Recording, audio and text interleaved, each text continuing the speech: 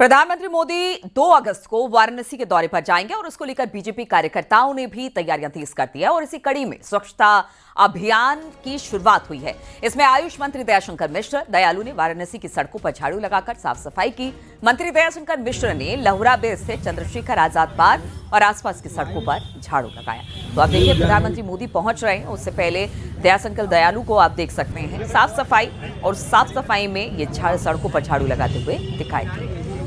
2 अगस्त को वाराणसी के दौरे पर प्रधानमंत्री पहुंच रहे हैं। कल हमने मुख्यमंत्री को भी देखा था कि उन सब जगहों पर गए थे जहां पर प्रधानमंत्री का दौरा होने वाला है। वहां पर स्थितियों का जायजा उन्होंने लिया था कि तैयारियां मुकम्मल हैं कि नहीं है।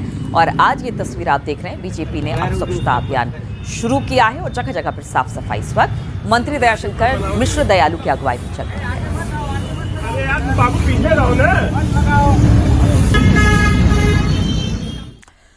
और गंगा और यमुना का जलस्तर अब एक बार फिर से बढ़ने लगा है। प्रयागराज में गंगा यमुना का जलस्तर तेजी से बढ़ा है। यमुना में मध्य प्रदेश की केन, बेतवा और राजस्थान की चंबल नदी का पानी आ रहा है, तो गंगा में उत्तराखंड और पश्चिमी उत्तर प्रदेश में हो रही बारिश से जलस्तर में लगातार बढ़ोतरी हो रही है। इससे प्रयागराज फिर बाढ़ का खतरा मंडराने लगा है। आगरा और औरैया में भी हालात बेहाल हो गए हैं, जिससे तटीय इलाकों में दहशत फैल गई है। प्रशासन ने अलर्ट जारी करते हुए निचले क्षेत्रों में सतर्कता बढ़ा दी है। खतरे को देखते हुए प्रशासन ने बाढ़ चौकियां जो है उसे स्थापित कर दिया है। राहत शिविर भी तैयार कर लिए गए हैं। निचले क्षेत्रों के लोगों को सतर्क रहने और सुरक्षित स्थानों पर जाने की सलाह दी गई है। ये 3 तस्वीरें आगरा, प्रयागराज, औरैया की, जहां पर एक बार फिर से नदियों का जलस्तर बढ़ता दिखाई दे रहा है।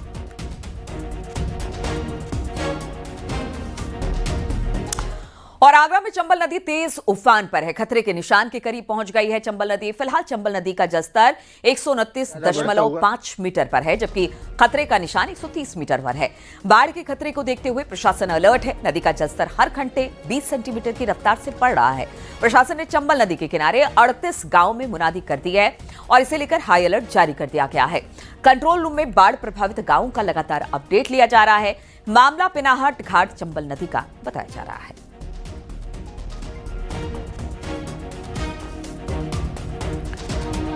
संगम नगरी प्रयागराज में गंगा और यमुना नदियों का जलस्तर एक बार फिर से तेजी से बढ़ रहा है। इससे निचले इलाकों में बाढ़ का खतरा बढ़ गया है। नदी के किनारे बसे निचले और तटीय इलाकों में अलर्ट जारी किया गया है। प्रशासन ने सभी बांधों को इस वक्त सुरक्षित घोषित किया है। जिला प्रशासन, एनडीआरएफ, एसडीआरएफ, स्थानीय पुलिस, पीएसी के जवानों को संवेदनशील इलाकों में तैनात कर दिया गया है। बाढ़ राहत शिविर सक्रिय अवस्था में है। नावे, लाइफ जैकेट्स, प्राथमिक चिकित्सा और राहत सामग्री का इंतजाम किया गया है। आपको बता दें कि जितने भी लोग हैं उनको सुरक्षित स्थानों तक पहुंचाया जा रहा है। दारागंज, झुंसी, सलोरी, राजापुर, बघाड़ा, कछारी जैसे निचले मोहल्लों में पानी घुसने की आशंका है। डीएम प्रयागराज और जल पुलिस ने टीमें लगाकर निरीक्षण कर रही है। बाढ़ के हालात से निपटने के लिए प्रशासन इस वक्त पूरी तरह से सतर्क और अलर्ट मोड पर है।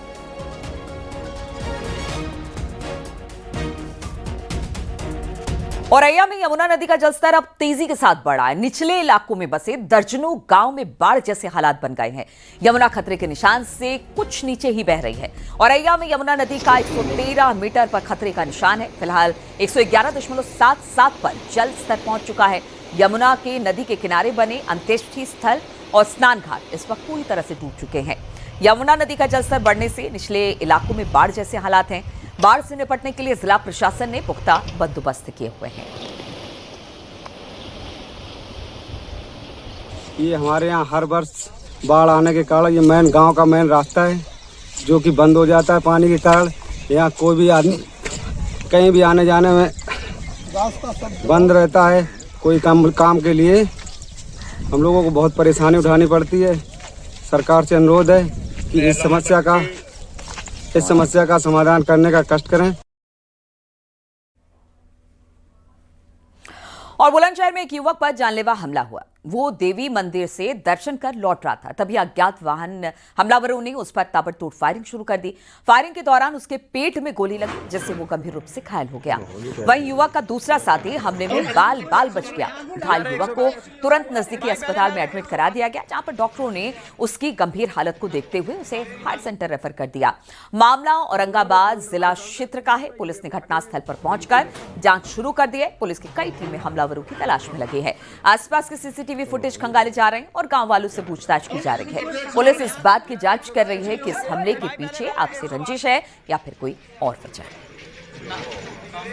लगभग 9:30 बजे एक युवक को उसके आसपास कुछ लड़के थे जिनके द्वारा साजिश या दुर्घटनावश गोली मारी गई है, जिसमें युवक घायल हुआ है। इसे उपचार के लिए तत्काल थाना औरंगाबाद पुलिस के द्वारा जिला अस्पताल ले जाया गया है। वहाँ डॉक्टरों के द्वारा उसकी स्थिति सामान्य बताई गई है। घटना के संबंध में परिजनों से तहरीर प्राप्त कर संगत धाराओं में अभियोग पंजीकृत करते हुए अग्रिम विधिक कार्रवाई की जा रही है। और लखनऊ में पोस्टमार्टम हाउस पर दरोगा का शव लेने के लिए दो पत्नियां आपस में ही भिड़ गईं। पुलिस ने समझा बुझाकर मामले को शांत कराया, फिर मृतक के पिता को शव सौंपा गया। जालौन में तैनात थे दरोगा संजय कुमार पाठक, जिनके शव को लेने के लिए उनकी दो पत्नियां ही आपस में भिड़ती हुई दिखाई दी। हालांकि बाद में पुलिस पहुंची और जो शव था वो उनके पिता को सौंपा गया।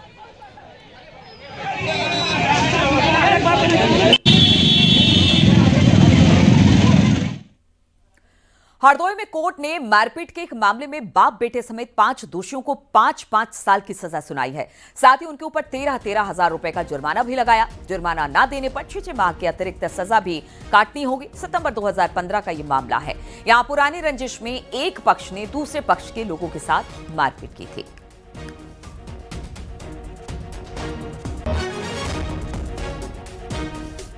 ऑपरेशन सिंदूर की सफलता पर बीजेपी 10 से 14 अगस्त तक देश भर में हर घर तिरंगा और तिरंगा यात्रा निकालने वाली है।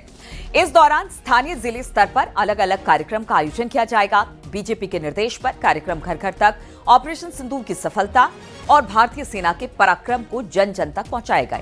ये अभियान 10 से 14 अगस्त तक चलेगा। वहीं 13 से 15 अगस्त के बीच हर घर और प्रतिष्ठान पर भारतीय झंडा फहराना सुनिश्चित करने का निर्देश दिया गया है। 12 से 14 अगस्त तक स्मारकों, युद्ध स्मारकों और स्वतंत्रता संग्राम स्थलों पर पुष्पांजलि अर्पित की जाएगी।